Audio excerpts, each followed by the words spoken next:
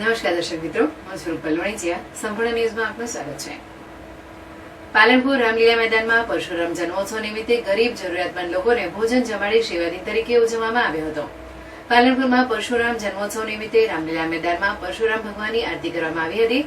બાદમાં જમ્મુ કાશ્મીરમાં મૃત્યુ પામેલા લોકોને શ્રદ્ધાંજલિ આપવામાં આવી હતી. ત્યારબાદ રામલીલા મેદાનમાં રહેતા ગરીબ અને જરૂરિયાતમંદ લોકોને ભોજન જમાડવામાં આવ્યું હતું, જેમાં ઉપસ્થિત પાલનપુરના ધારાસભ્ય અનિકેતભાઈ ઠાકરે જણાવ્યું હતું કે આમ તો દર વર્ષે પરશુરામ જન્મોત્સવના દિવસે ભગવાન પરશુરામની શોભાયાત્રા નીકળવામાં આવતી હોય છે, પરંતુ આ વખતે હવન સહિતના કાર્યક્રમો થયા હતા, જેમાં પહેલગામમાં આતંકી હુમલો થયો હતો, જેમાં ભારતીય હિન્દુ મૃત્યુ પામ્યા હતા. તે સર્વના આત્માને શાંતિ માટે શ્રદ્ધાંજલિ આપી ગરીબ લોકોને ભોજન પ્રસાદનું વિતરણ કરવામાં આવ્યું હતું અને સર્વ સમાજને સાથે રાખવામાં આવ્યા હતા. જ્યારે આ અંગે અંકુરભાઈ જોશીએ જણાવ્યું હતું કે જરૂરિયાતમંદ લોકોને ભોજન તેમજ હિન્દુઓ વચ્ચે સામાજિક સમરસતાનું વાતાવરણ થાય તે માટે બ્રહ્મ સમાજના યુવાનો દ્વારા અનોખા કાર્યક્રમનું આયોજન કરવામાં આવ્યું હતું. આમ તો દર વર્ષે પરશુરામ જયંતિના દિવસે ભગવાન શ્રી પરશુરામજીની યાત્રા નીકળતી હોય છે.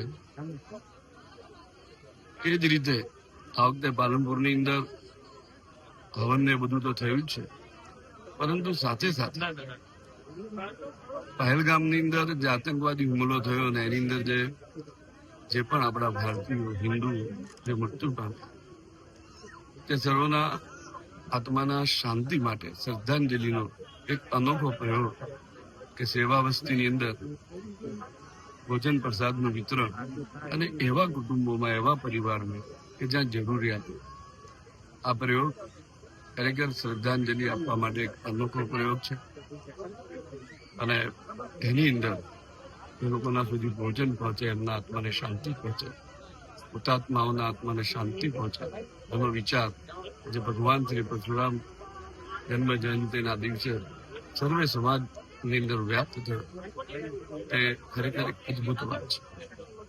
આ સૃષ્ટિનું કેન્દ્ર બિંદુ છું. પ્રણામ, હું હિન્દુ છું.